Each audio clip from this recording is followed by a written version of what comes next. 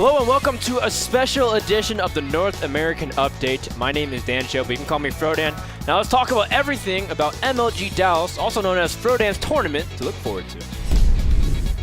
There are 4 primary groups for MLG group play. Let's start things off with group letter A. We have Leenock facing off Open, Oz versus Hiva, Vibe versus San, and Hero versus Open. Now, I feel like if everything plays out correctly, Leenock will be facing against Hero for the finals of that group, with Leenock advancing. Over in Group B, we have Naniwa versus Open, Hwangson versus Baby Knight, Grubby versus Flash, and the STC also facing another Open. Now, I kind of debated about this, and I think Hwangson's going to advance really far because Protoss versus Protoss, he seems to be very strong. He's been training with Greetorb, and Naniwa hasn't been able to get a lot of practicing because his mouse has been offline. So I think Hwangson is going to advance in Group B over the STC.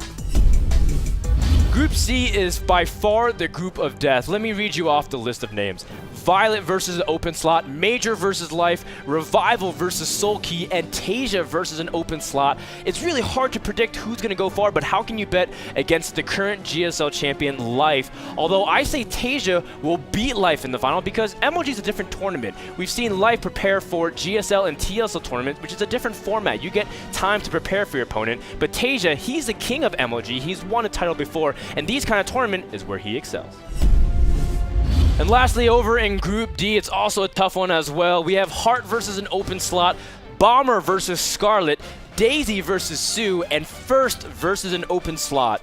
Now this one's a little bit tricky to pick because all these players can go really far on their best days, but on their worst days, they look kind of like an average player. I think the most consistent player out of all of them in these kinds of format will be Bomber. I think Bomber will go really far and face off against First, who has been placing second in a lot of tournaments. So Bomber will be advancing from Group D. Now these groups I think will play out according to this timeline based off of the Open player losing. But I don't think that's actually going to be the case because these Open listed entrants are extremely strong. Let's talk about Rain, SK Telecom's Rain. That's the current OSL champion and the WCS Asia winner. MC and Pold, who have done well in every single foreign tournament. And let me read you off some of the other people I think is worth spotlighting. Craig, who recently joined Axiom. Jukto, who recently joined Clarity Gaming. Moonglade, who's coming all the way from Australia. How well will he do? San, who's been #1 GM on North American Ladder and recently joined Team Light. How well will he fare? And Huck, who's been recently turning a page, a former MLG champion, the foreign hope. Will he shine in the Open bracket? So to wrap it up, I want to also do a top 4 predictions based off the MLG final results. I think the first one's an easy one. It's SK Telecom's Rain, who's done well in OSL, WCS. I think he's a favorite to win it all. And I think Rain is going to be the person that everyone measures their play up against.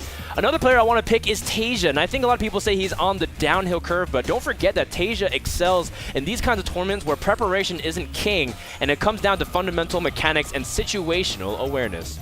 Another pick I want to also point out is Leenock, because Leenock, every single MLG he attends, he does incredibly well because his style is something that people aren't necessarily used to, and it's also a style that requires you to be on your tip-top shape. It's an endurance tournament, and Leenock's aggressive style may be too much for some people to handle. Last but not least, I think Bomber is going to come out and do really well. He's performed well in previous MLGs, and he hasn't been able to showcase a lot of his talent in GSL. Maybe some people aren't prepared for his builds, and I think the Startail Terran has what it takes to make the top 4. The last thing I want to do is a shout out to the top foreigner, which I think Scarlet is going to place at least in the top 12, maybe in the top 8. It's time for her to shine. She hasn't proven herself outside of WCS, but if there's anything that we've seen out of the past few months, Scarlet is a monster. That does it for my previews and predictions. What do you guys think? If you're the first person to contact me correctly predicting the top 4 finishers for MLG Dallas, I will personally reward you with a Season 5 subscription pass with premium access to everything that we have. That does it for North American Update, from Trenton to Denton and everything in between. If you have anything worth spotlighting or you want to contact me about your predictions, email me, dan@nasl.tv, or tweet at me @Frodan on Twitter. Have a good night, peace out, and enjoy the show.